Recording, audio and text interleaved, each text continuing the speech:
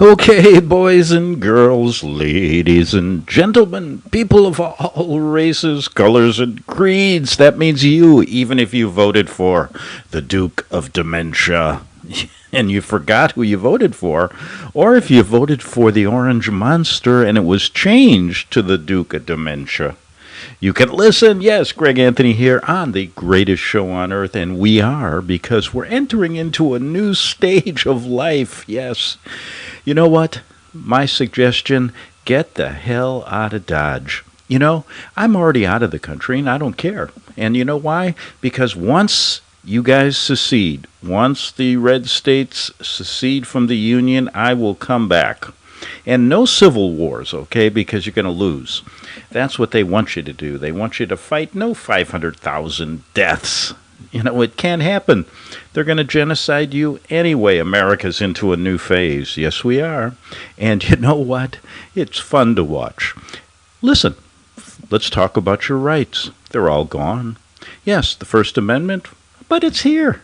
People are going, all of these rights are gone. And I'm going, what are you talking about? Gone. The First Amendment, I told you what you can do. You can just go out on your boat, you drink a bottle of scotch, and then write the story that you can't get on YouTube or Facebook or Twitter, throw it in the ocean, and then in 500 years somebody will read it. That's the American First Amendment. Second Amendment, well, you know something, you've heard of Whitey Bulger, you've heard of some of these, the Teflon Don. They don't go for background checks.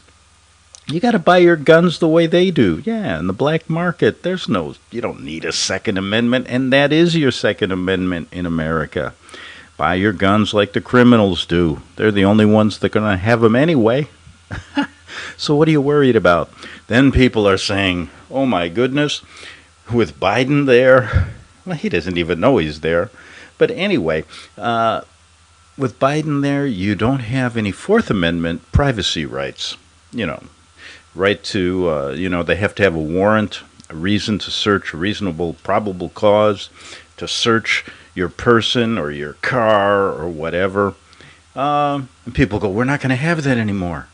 Well, you don't need it because you're not going to have a house for them to go into. You're not going to have a car. They're going to take all those away, pretty soon. And, hey, if you live in one of those states where they, what did Biden do? Yeah, he's going to shut down all the oil wells. Well, that's going to be fun. And then we're going to have to figure out how we're going to get around. Well, the Chinese have been doing it for a long time. They've been driving bicycles. So just get a bicycle. So then you won't worry about searching your car. Greg Anthony here showing you life is beautiful in America. So Biden on his first day, he just signed. They said, sign here, sign here.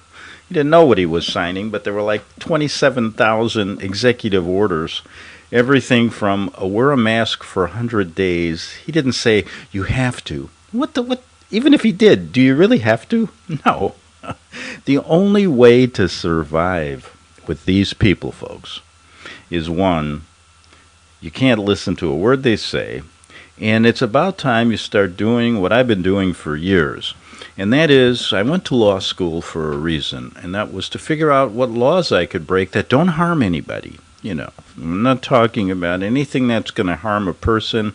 No thievery, no taking from another person. Treat your neighbor as you want to be treated. But there's so many of these stupid laws. I said, that's going to be fun. Why don't we break them? So I've been doing that every day for the last 20 years. I've went to every state in the union and found at least 100 laws on the books that really are easy to break. And now with COVID-19, I don't even have to go into their law books to find them. The governors and the Duke of Dementia, and the Orange Monster, all these people have been telling you, do this, do that. There's a solution to this. One, wake up, do exactly what you did before they said there was some mysterious illness going to kill you. Two, open your business. Three, go open your restaurants. Do everything that you did before and you'll be just fine. Don't listen to them. And when they come to arrest you, See what happens. I mean, you're going to live in a prison anyway in your home? I mean, there's no difference. But anyway, it's going to get a little difficult in the next year. They say it's going to be a dark winter, and get ready for it. But anyway, we've got a lot to do on this show, and I've got a report here. People say, well, how come you're not talking about the Jesuits anymore? And I said, well, I will start soon again because I've been doing it for 25 years and nobody's listened. But anyway, somebody said there's no connection to Biden and the Jesuits, so let's start with this. Leo J. O'Donovan delivered his invocation prayer.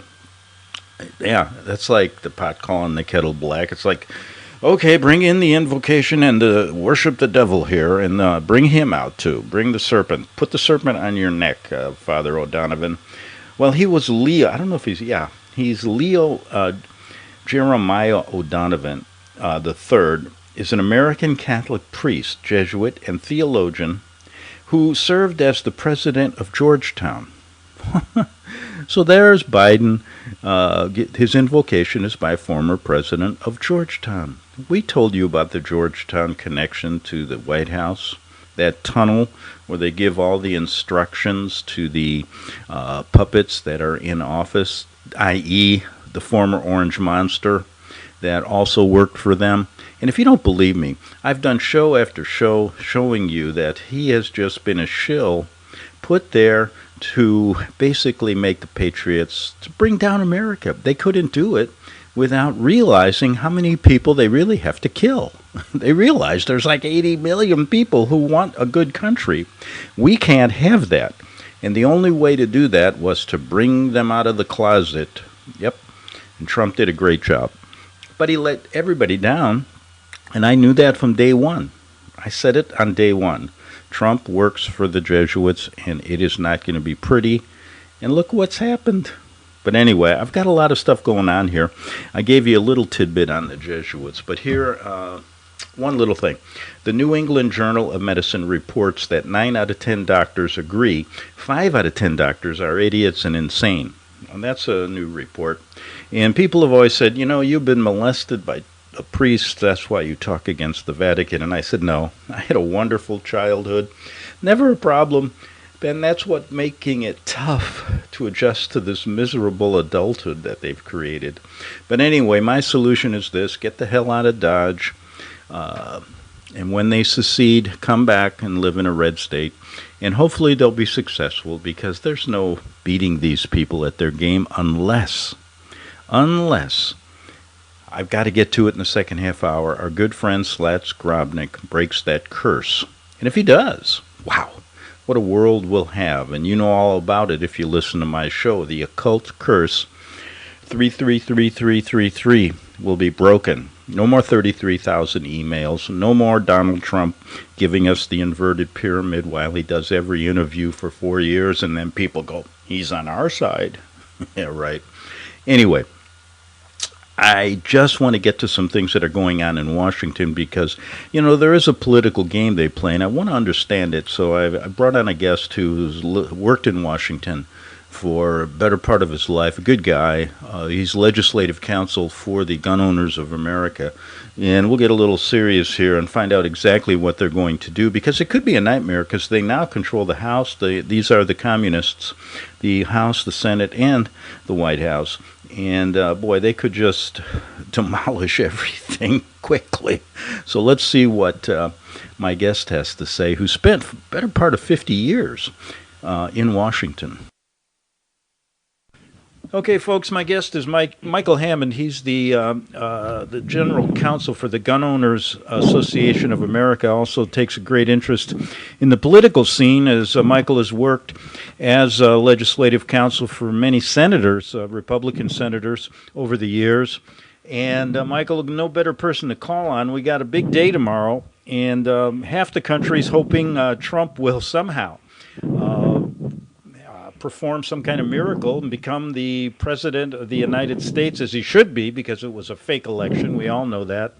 And then the other half of the country is waiting for Biden to take over. Just your thoughts on all this military. I've never seen anything like it. 26,000 troops in Washington. More Well, than go ahead. greetings from Stalag, D.C. I don't want to be Debbie Downer here. If I had to make a prediction, I would predict that Joe Biden will look over across his police state uh, vast fields which are devoid of people, which I imagine is pretty symbolic of his empty quote victory close quote in the presidency. Right. A lot of quote votes close quote, but no supporters. And I wonder how that happened. But I imagine he will put his hand on the Bible and become our next fake president. But they're 4 years from now. Good thing, and there aren't very many, about being around for 50 years is you see these things come and go, and today's victory becomes tomorrow's defeat. Yeah, again, the display of troops is amazing. And could it be just to say, hey, listen, you Trump supporters, stay out of Washington? What do you think? Yeah, it would have been nice if it had those troops in New York, Philadelphia, Chicago, Los Angeles, San Francisco, Baltimore, etc., when they were being burned down. But apparently, it's no sin to kill little people and destroy their lives and destroy their businesses. The only thing Nancy Pelosi objects to is when they come after her. It's fire and brimstone for thee, but not for me. You know something? You've been around Washington a good part of your life, working for different senators. What's this switch over with McConnell and the Republican Party? Is it a show of weakness, or are they basically have always been against Trump? What do you think? I mean, I couldn't believe McConnell and all these senators turning face on Trump while only a few just stuck behind him. Well, it depends on which senators you're talking about. McConnell's in it for McConnell. I mean, I have been on the floor of the United States Senate when McConnell was managing opposition to election law bills that would corrupt the election process, and he deliberately threw the vote so that he could litigate before the Supreme Court and look good. Certainly the motor voter bill, the McCain-Feingold bill. I got Senator Bob Smith of New Hampshire to offer to killer amendments to that legislation, and McConnell talked him out of it because McConnell didn't want the pro-democratic, pro-election corruption bill to die. Why didn't he? Because he thought, well, he would challenge it before the Supreme Court and he would become the supreme hero. Well, guess what? The Supreme Court did consider that case and refused to overturn the legislation that McConnell was so eager to put before it. So, Well, you know, now the Senate switched to Democratic control, and you know how the wheels of the politics go in Washington. What changes do you see the Democrats and with Republican support go after right now? The filibuster first? no, I don't think so. Well, Schumer becomes majority leader. The Democrats become chairman of all the committees. The and presumably every vote that's evenly divided passes in the Democrats' favor. At this point, it appears that there are three Democrats, maybe more. Kirsten Sinema of Arizona, John Tester of Montana, Joe Manchin of West Virginia, that are sort of reluctant to eliminate the filibuster. Mm-hmm. Not on principle, but Joe Manchin understands that if a Green New Deal gets passed on a 50-50 vote, West Virginia goes out of business completely. Right. It's not as though the state hasn't been pretty much destroyed by the green environmental policies, but it'll go out of business entirely. Joe Manchin won't be able to be elected garbage collector, and so I imagine for the time being we will keep the filibuster. that means that by and large the Democrats will need 60 votes to pass stuff. And immediately on the horizon, there are two horrific, nasty bills that the Democrats are going to introduce tomorrow that the 60 vote majority may be difficult for them, and that I think we should fight. Okay, you talked about some particulars that you wanted to mention.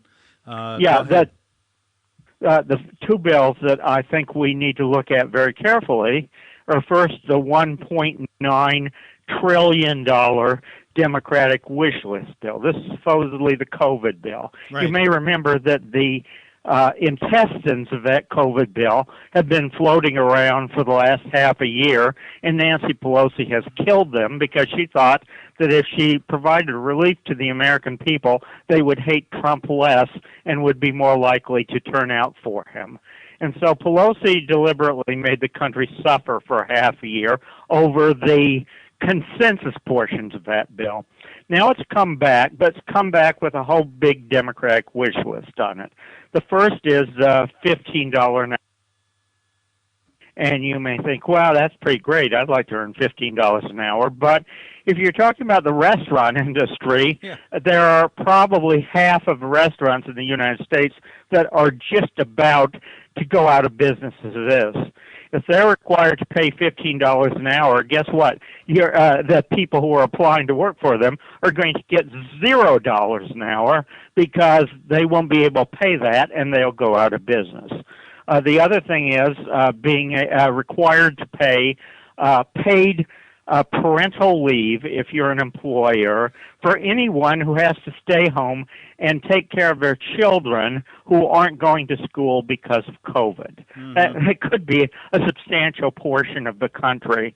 Good luck reopening the economy if those two impositions are put on you nationally. Well, that's in addition, go ahead. No, in addition, the bill would provide an infusion of money to force you to buy Obamacare insurance. A lot of people don't because it's not particularly a good deal for them. I have a friend in northern New Hampshire. He and his wife pay, I think, $8,000 a year for Obamacare insurance. They've never been, and they're retired, on limited income. They've never benefited from it because they've never gotten above the deductible. Yeah. So it's just like taking $8,000 of your income and putting it in the fireplace. Well, this bill would buck up Obamacare and try to get a lot more suckers to buy into it. In addition, the bill would give away over $300 billion to governors like Governor Cuomo, Governor Murphy of New Jersey, Governor Wolf, Governor Newsom, Governor Pritzker, et cetera, et cetera. You may remember Andrew Cuomo was the one who sentenced 10,000 people to death by taking people with COVID and sticking them in nursing homes. Probably killed about 10,000 people that way. And now he, at least for a while, was refusing to accept any vaccines because they were coming from Donald Trump. So we're going to take $300 billion and give it away to people like this. My question is, we're getting thousands and thousands of people writing in saying, I can't get a gun because the government has shut down the permit process. At the very, very, very, very least, don't we want to say, look, if you're going to continue to violate people's constitutional rights, you're not going to get your $300 billion. We're going to condition that on you, the governor, complying with the Constitution and the statute. Yeah, exactly. I mean, I can't understand. You know, they want their cake and eat it too. They take away the constitutional rights, but they want people to pay taxes. And then they say, give us money because we have done such a poor job of shepherding our state's resources over the last 10 years. Every time the unions have said we want more money for the pension plan, we've given it to them, even though we didn't have it. We've now raised taxes to the point in which our state is non-viable and everyone's leaving for other states. And so maybe you, the taxpayers from Wyoming and Kansas and South Dakota and responsible states, can give us money to bail us out. All right. So is our Second Amendment going to withstand the next 4 years of Biden? I hope so. That's why I'm beginning to talk about what I think the three immediate threats are. I think we can keep the filibuster, at least for the time being. If we do, we're not going to have a bill specifically saying all semi-autos are banned. Now, Hmm. that's not to say Biden isn't going to try to do that by executive order, and then we have a big lawsuit.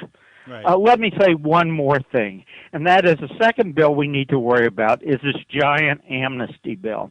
Wow. Biden has said the first day he's going to introduce legislation to give citizenship within 8 years to 11 million illegal aliens. We saw in 1986 in California, Reagan, under the Simpson-Mazzoli Act, gave citizenship to 3 million people in California, and that turned California from bright red to bright blue. If we pass the Biden bill and give citizenship to 11 million illegals, our whole country is going to be California.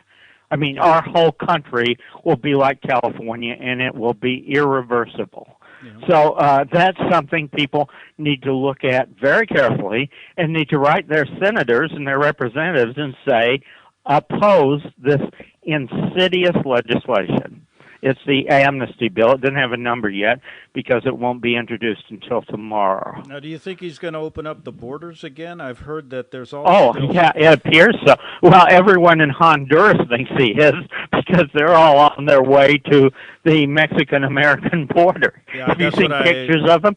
They Yeah. whine about rioters at the Capitol. These are people who were going to open the gates and let into our country into anywhere they want to go. Yeah. And so there are certainly the people in the entire population of Honduras believes he's going to absolutely open the borders. And Joe Biden has said, I'm not going to detain anyone for the first 100 days of my administration. So what sort of signal do you think that sends for people? Yeah. When you tell people, yeah, ignore our country and we are going to reward you by making you American citizens, then the result, I think, is predictable and obvious. Two things. I just want to discuss the media for a moment, but first, Yeah. where do you think Trump's on his way to now? What is he going to do? Is he going to try to mount another campaign, or is he getting a bit, long in the tooth? What's your thoughts? Well, as someone who's long in the tooth, I am loath to say anyone's too long in the tooth to participate in the political process. Right. That strikes a little too close to home for me. I do think. I mean, I don't think he'll be as old as Biden is now in 4 years. That's Will right. he? That's right. Yeah. So And maybe. so aside from that, Biden has dementia, and Trump has shown, whatever you think of him, that he has possession of his full faculties. So if he wants to begin to mount a campaign going toward 2024, then I will do my part to ensure that Biden doesn't succeed in destroying our country in the interim. Okay, Greg Anthony back. I had to cut off Michael Hammond, but he has a good point. I mean, Biden will destroy this country quickly. He went to bat real fast here, or his handlers did from China. They passed like 15 executive orders yesterday. I think Trump did one on his first day, one or two, and then the other presidents, Obama, and Bush, they didn't do any. So he's on the way to get rid of everything that Trump did. So back in 3 minutes 33 seconds for my occult friends. I'm on your side. Don't cut me off. Boy, I just got a message. Got to read the Pledge of Allegiance to the mask, or they're going to cut my show off. Back in 3 minutes.